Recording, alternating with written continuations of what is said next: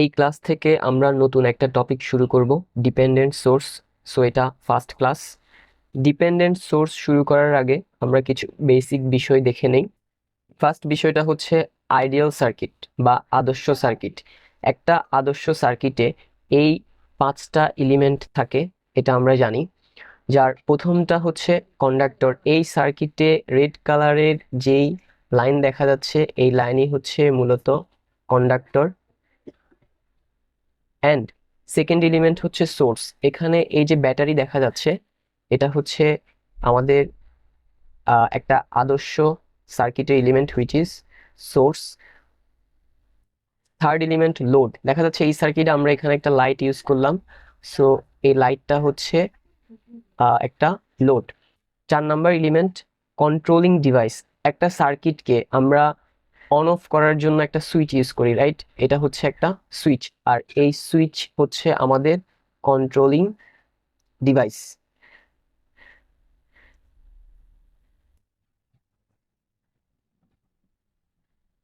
5 number element protecting device. সার্কিটে normally আমরা সার্কিটকে প্রোটেক্ট করার জন্য হয় ফিউজ ইউজ করি অথবা সার্কিট ব্রেকার ইউজ করি। এই ফিউজ বা সার্কিট ব্রেকার হচ্ছে এই যে এটা, রাইট? সো এটা হচ্ছে সার্কিটের protecting device. That means in total এই 5টা এলিমেন্ট যদি কোনো সার্কিটে থাকে, তাহলে ওই সার্কিটকে আমরা একটা আইডিয়াল সার্কিট বা আদর্শ সার্কিট বলবো। এই এলিমেন্টগুলোকে আমরা আবার 2টা ক্যাটাগরিতে ভাগ করতে পারি। Number 1 active element,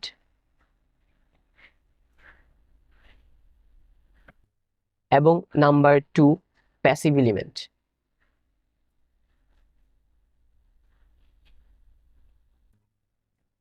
well, active element এবং প্যাসিভ এলিমেন্ট এই দুইটাকে আমরা এই জায়গায় দেখব। অ্যাক্টিভ এলিমেন্ট হচ্ছে সেই এলিমেন্টগুলো যে এলিমেন্টগুলো পাওয়ার জেনারেট করতে পারে। সো অ্যাক্টিভ এলিমেন্টের একটা বৈশিষ্ট্য হচ্ছে এরা পাওয়ার জেনারেট করতে পারে। আর প্যাসিভ এলিমেন্ট হচ্ছে সেই এলিমেন্টগুলো যারা কোনো পাওয়ার বা এনার্জি জেনারেট করতে পারে না, সো ক্যান নট জেনারেট পাওয়ার। নাও প্রশ্ন হচ্ছে, আমরা তো বললাম এই 5টা এলিমেন্টকে আমরা 2 ভাগে ভাগ করলাম, অ্যাক্টিভ এবং প্যাসিভ। তাহলে অ্যাক্টিভ এলিমেন্ট কোনটা হবে আর প্যাসিভ এলিমেন্ট কোনটা হবে? ওয়েল, অ্যাক্টিভ এলিমেন্টের মধ্যে সর্বপ্রথম যেটা আসে সেটা হচ্ছে সোর্স। সো সার্কিটের সোর্স হচ্ছে অ্যাক্টিভ এলিমেন্ট, কারণ সোর্স থেকেই মূলত পাওয়ার জেনারেট হয়। এছাড়া সার্কিটে যদি আমরা কোনো কন্ট্রোলিং ডিভাইস এবং প্রোটেক্টিং ডিভাইস এগুলো হিসেবে যদি ফেট ইউজ করি অথবা ট্রানজিস্টর ইউজ করি, এগুলোও আমাদের অ্যাক্টিভ এলিমেন্ট হিসেবে কাজ করবে। এছাড়া অ্যাক্টিভ এলিমেন্ট আরো অনেক আছে, সো ইত্যাদি। প্যাসিভ এলিমেন্ট কোনগুলো? প্যাসিভ এলিমেন্ট হচ্ছে আমরা বলতে পারি রেজিস্টর। তারপর এখানের এই জায়গার এই যে কন্ডাক্টর, কন্ডাক্টর কিন্তু পাওয়ার জেনারেট করতে পারে না, সো কন্ডাক্টর একটা প্যাসিভ এলিমেন্ট। এরপরে আমরা সার্কিটে ক্যাপাসিটর ইউজ করি, সো ক্যাপাসিটরও আমাদের প্যাসিভ এলিমেন্ট। ইন্ডাক্টর ইউজ করি, ইন্ডাক্টরও পাওয়ার জেনারেট করতে পারে না, সো ইন্ডাক্টরও প্যাসিভ এলিমেন্ট। সো ইটিসি ইত্যাদি। বাট এই ক্লাসে তো আমরা ডিপেন্ডেন্ট সোর্স নিয়ে কাজ করব। দ্যাট মিন্স এই যে এখানে দেখা যাচ্ছে source which is a active element, এটা নিয়েই আমাদের এই ক্লাসের পড়ালেখা। সো সোর্সকে মেইনলি 2 ভাগে ভাগ করা যায়, একটা হচ্ছে ডিপেন্ডেন্ট সোর্স আর একটা হচ্ছে ইন্ডিপেন্ডেন্ট সোর্স। প্রথমে আমরা ইন্ডিপেন্ডেন্ট সোর্স নিয়ে আলোচনা করি। ইন্ডিপেন্ডেন্ট সোর্সকে 2 ভাগে ভাগ করা যায়, একটা হচ্ছে ইন্ডিপেন্ডেন্ট ভোল্টেজ সোর্স আর একটা independent current source. Independent voltage সোর্সকে আমরা সার্কিটে এই 2টা ভাবে প্রকাশ করি। এটা হচ্ছে প্রথম ওয়ে, এটা হচ্ছে সেকেন্ড ওয়ে। প্রথম ওয়েতে একটা সার্কেল, তার ভিতরে প্লাস মাইনাস থাকলে সেটা ইন্ডিপেন্ডেন্ট ভোল্টেজ সোর্স। অ্যাগেন এটা তো আমরা নর্মালি ইউজ করি 2 নাম্বারটা, এরকম একটা বড় দাগ, একটা ছোট দাগ, একটা বড় দাগ, একটা ছোট দাগ, রাইট? বড় দাগটা এপাশের প্লাস এবং ছোট দাগটা মাইনাস। হ্যাঁ, এই টাইপের করে যেই ভোল্টেজ সোর্সটা দেখাবো সেটা হচ্ছে আমাদের independent voltage source. Independent current source হচ্ছে এরকম সার্কেলের মধ্যে একটা অ্যারো চিহ্ন দিয়ে আমরা ইন্ডিপেন্ডেন্ট কারেন্ট সোর্সকে প্রকাশ করে থাকি। আই থিঙ্ক একটা জিনিস আমাদের ক্লিয়ার হয়ে গেল কিছুটা, যে ইন্ডিপেন্ডেন্ট সোর্সগুলো মূলত সার্কেলের মধ্যে থাকে, বাট এই ব্যাটারি সোর্সটা আবার আলাদা। এটা কিভাবে দাগ দিয়ে দেখানো হয়, তাহলে শর্টলি আমরা বলতে পারি ইন্ডিপেন্ডেন্ট সোর্সগুলোকে মূলত বৃত্তের মধ্যে প্লাস মাইনাস এবং অ্যারো দিয়ে দেখানো হয়। প্লাস মাইনাস থাকলে ইন্ডিপেন্ডেন্ট ভোল্টেজ সোর্স, অ্যারো থাকলে ইন্ডিপেন্ডেন্ট কারেন্ট সোর্স। এবার আমরা পড়বো ডিপেন্ডেন্ট সোর্স। ডিপেন্ডেন্ট সোর্সকে অন্য ভাষায় কন্ট্রোলড সোর্সও বলা হয়। এই ডিপেন্ডেন্ট সোর্সকে 4 ভাগে ভাগ করা হয়, যার প্রথমটা আমরা এখানে দেখব, which is current controlled current source. Okay, that means এটা একটা হচ্ছে কি সোর্স, এটা একটা কারেন্ট সোর্স, এবং এই কারেন্ট সোর্সটা কন্ট্রোল হয় আরেকটা কারেন্ট দিয়ে, এবং কারেন্ট কন্ট্রোল কারেন্ট সোর্সের শর্ট ফর্ম হচ্ছে সিসিসিএস। এই যে সিসিসিএস। ওকে, এই জিনিসটাকে আমরা নিচের এই সার্কিটটা দিয়ে বুঝতে পারি। এখানের এই যে এটা দেয়া, এই যে ডায়মন্ড শেপ বা চতুর্ভুজ শেপের মধ্যে অ্যারো চিহ্ন দেয়া, এটাই হচ্ছে মূলত আমাদের এই কারেন্ট কন্ট্রোল কারেন্ট সোর্সটা। এটাকে কেন আমরা, এই কারেন্ট সোর্সটাকে কেন আমরা কারেন্ট কন্ট্রোল বলতে যাচ্ছি বা বললাম, কারণ হচ্ছে আমরা যদি খেয়াল করি এই সোর্সের মানটা 2i0, 2 তো 2ই, এটা একটা সংখ্যা। i0 কি, i0 হচ্ছে আমরা যদি খেয়াল করি এই রেজিস্টর R1 দিয়ে প্রবাহিত কারেন্ট হচ্ছে i0।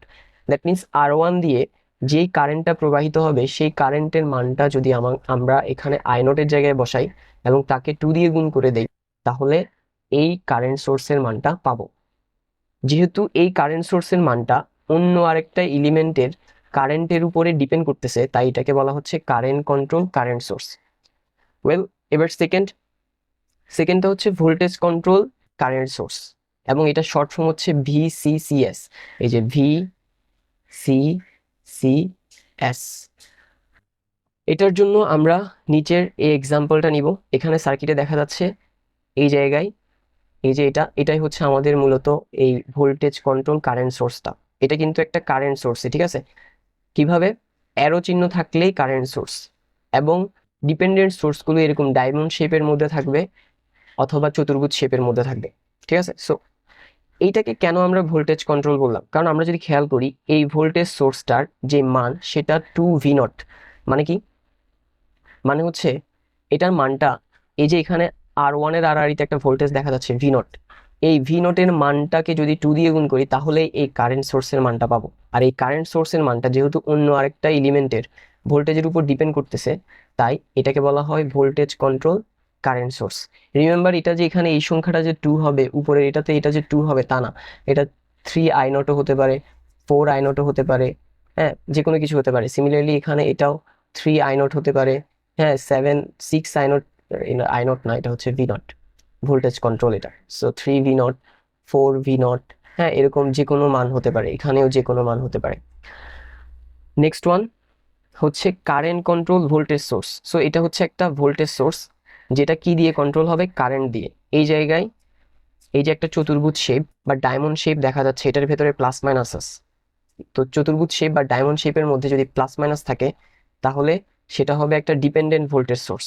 এবং এই ডিপেন্ডেন্ট ভোল্টেজ সোর্সকে আমরা কেন কারেন্ট কন্ট্রোল বললাম, কারণ আমরা যদি দেখি এই ভোল্টেজ সোর্সের মানটা দেখা যাচ্ছে 2 সংখ্যাটার পাশাপাশি i0 নামের একটা কারেন্টের উপর ডিপেন্ড করতেছে। এই i0 কি, i0টা হচ্ছে অন্য আরেকটা এলিমেন্টের মধ্যে দিয়ে, মিনস R1 রেজিস্টরের মধ্যে দিয়ে প্রবাহিত কারেন্ট। তো যেহেতু এই ভোল্টেজ সোর্সের মানটা অন্য আরেকটা এলিমেন্টের কারেন্টের উপরে ডিপেন্ড করতেছে, তাই এটা হচ্ছে একটা কারেন্ট কন্ট্রোল ভোল্টেজ সোর্স। আর সিমিলারলি এখানে এই যে সংখ্যাটা 2, এটা যে 2 হবে তা না, এটা যে কোনো সংখ্যা হতে পারে। এটা 3i0 হতে পারে, এটা 10i0 হতে পারে, এটা 11i0 হতে পারে, ঠিক আছে, এনি কাইন্ড অফ সংখ্যা। বাট মেইন জিনিস যেটা, সেটা হচ্ছে এই ভোল্টেজ সোর্সের মানটা অন্য আরেকটা এলিমেন্টের কারেন্টের উপরে ডিপেন্ড করতেছে।